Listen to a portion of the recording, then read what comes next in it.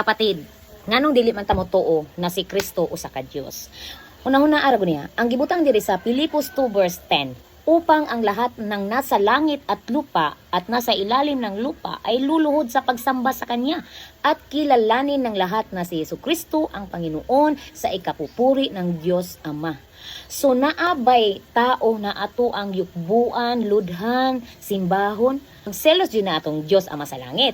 Pero ang ingon man sa Diyos na kilalanin ng lahat na si Jesucristo ang Panginoon sa ikapupuri ng Diyos Ama. Kalipay sa Diyos Ama sa langit na simbahon si Kristo. Yukbuan si Kristo. Higugmaon iyang bugtong na anak. So ibig sabihin lang dyan kapatid, mapupuri ang Ama kung sasambahin mo ang kanyang anak. Kay ngano, kay kung si Jesus ang imong ginadayig, mapasidunggan ang amahan. Kung dili nimo daygon si Jesus, wala na pasidunggan ang amahan. Kay gihatag na lagi sa amahan sa iyang bugtong ang anak ang authority. Kay mao lagi ang tulay, mao ang mediator.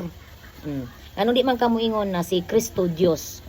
Gisugo pa gani tano kung kinsa katong mutuo siyang bugtong na anak mo ay may kinabuhing dayon. Kung di ka mo dawat impierno.